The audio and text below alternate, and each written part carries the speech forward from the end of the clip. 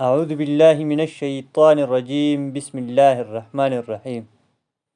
تمام سننے اور دیکھنے والوں کو السلام علیکم۔ سیدنا ابو ہریرہ رضی اللہ تعالیٰ عنہ ایک مشہور و معروف صحابی ہے۔ زمانہ جاہلیت میں ان کو لوگ عبد الشمس کے نام سے پکارتے تھے۔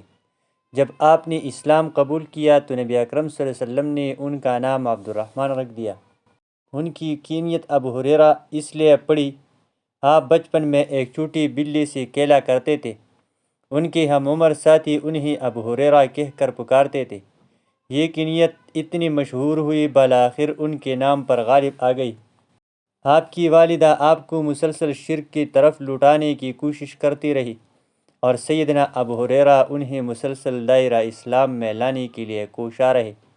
سیدنا ابو ہریرہ رضی اللہ عنہ نے اپنی والدہ کے سامنے اسلام کی دعوت پیش کی تو ان کے والدہ نے غصے میں آ کر ایسی جلی کٹی سنائی اور نبی اکرم صلی اللہ علیہ وسلم کے بارے میں ایسی ناگوار باتیں کی کہ جس سے انہیں دلی صدمہ ہوا۔ آپ روتے ہوئے نبی اکرم صلی اللہ علیہ وسلم کے پاس آئے تو نبی اکرم صلی اللہ علیہ وسلم نے پوچھا، روتے کیوں ہو؟ ابو ہریرہ نے عرض کیا کہ میں نے اپنی والدہ کو اسلام کی دعوت دی، لیکن اس نے مجھے ایسی جلی کٹی سنائی کہ مجھے ناگوار گزرے۔ اے اللہ کے رسول، اللہ سے دعا کیجئے کہ میری ماں اسلام قبول کر لے۔ نبی اکرم صلی اللہ علیہ وسلم نے دعا کی۔ جب آپ گھر پہنچے تو آپ کی والدہ نے کہا، اشہد ان لا الہ الا اللہ و اشہد ان محمدًا عبدہ و رسولہ۔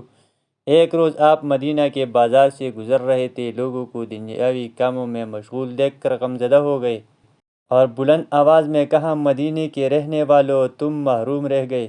لوگوں نے کہا، آپ نے ہماری کون سی محرومی و بے کسی دیکھی؟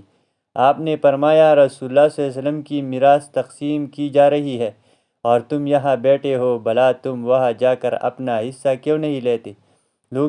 لوگوں نے پوچھا، میراث کہاں تقسیم ہو رہی ہے؟ آپ نے کہا، مسجد میں۔ وہ جلدی سے مسجد گئے تو سیدنا ابو ہریرہ لوگوں کے واپس آنے تک وہیں کھڑے رہے۔ جب لوگوں نے انہیں دیکھا تو کہا، ابو ہریرہ، ہم مسجد میں گئے لیکن وہاں تو کوئی چیز تقسیم نہیں ہو رہی۔ آپ نے کہا، کیا تم نے وہاں کوئی چیز نہیں دیکھی؟ انہوں نے کہا کہ نہیں، ہم نے دیکھا کہ کچھ لوگ نماز پڑھ رہے تھے اور کچھ تلاوت کر رہے تھے۔ سیدنا ابو ہریرہ رضی اللہ عنہ نے کہا کہ افسوس کی بات ہے، یہی تو محمد صلی اللہ علیہ وسلم کی میراث ہے۔ جب آپ کی موت کا وقت آیا تو آپ رونے لگے۔ آپ سے پوچھا گیا کہ روتے کیوں ہو؟ آپ نے کہا، دنیا پر آنسو نہیں بہا رہا، بلکہ سفر بہت لمبا ہے اور زیادہ راہ توڑا ہے۔ اب میں جنت میں یا جہنم میں جاؤں گا، مجھے کوئی پتہ نہیں۔ وقت کے خلیفہ مروان بن حکم بھی آپ کی عیادت کے لیے آئے تھے۔ آپ ابھی جانے کے لیے ابو ہریرہ کے گھر سے نکلے ہی تھے کہ سیدنا ابو ہریرہ اللہ کو پیارے ہو